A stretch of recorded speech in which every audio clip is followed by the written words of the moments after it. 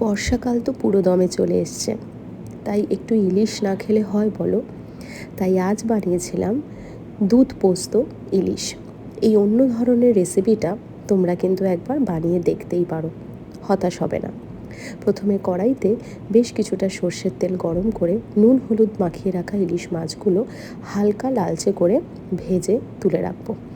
এপিট ওপিট হালকা লাল করে ভেজে তুলে রাখার পর ওদিকে একটা মিক্সিং জারের মধ্যে নিয়ে নেব 1 চামচ কালো সর্ষে, 1 চামচ গোটা সর্ষে, অল্প একটু নুন, 1 চামচ পোস্ত, কয়েকটা কাঁচা লঙ্কা, একটু জল আর 1 চামচ সাদা তিল দিয়ে পুরো মিশ্রণটা খুব ভালোভাবে একটা স্মুথ পেস্ট বানিয়ে নিলাম। এবার এই সমস্ত মিশ্রণটা একটা মিক্সিং জারে নিয়ে 2 টেবিল স্পুন মতো টক দই নিয়ে পুরো মিশ্রণটাকে খুব ভালোভাবে মিশিয়ে নিলাম। এবার ওই মাছ ভাজা তেলের মধ্যেই পুরো মিশ্রণটা আমি এবার ঢেলে দিলাম। দিয়ে এবার তেলের মধ্যে কিন্তু কষানোর পালা। টেক্সচারটা ভালো আসার জন্য দিয়ে দিলাম অল্প সামান্য চিনি।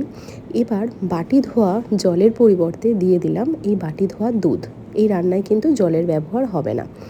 এবার মশলাটা কষানো হয়ে গেলে এই দুধটা এবার ওপর থেকে দিয়ে দিলাম। দিয়ে এবার ভালোভাবে দুধটা এবং গ্রেভিটা ফুটে গেলে এর মধ্যে এক এক করে আমি কিন্তু ভাজা মাছগুলোকে দিয়ে দিলাম।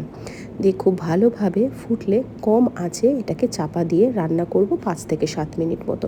5-7 মিনিট পর গ্যাসের ফ্লেম অফ করে ওপর থেকে কয়েকটা চিরা কাঁচা লঙ্কা এবং কাঁচা সর্ষের তেল দিয়ে আরও কিছুক্ষণ চাপা দিয়ে রাখলেই তৈরি আমাদের দুধ পোস্ত ইলিশ। বিশ্বাস করো, ইলিশের এই অন্যরকম রেসিপিটা তোমাদের মুখে লেগে থাকবে। এত সুন্দর খেতে হয়েছিল যে কি বলবো। তোমরা কিন্তু এইভাবে অবশ্যই একবার বানিয়ে আমাকে কিন্তু জানিও যে তোমাদের কেমন লাগলো। ভালো লাগলে অবশ্যই শেয়ার করো। Thank you.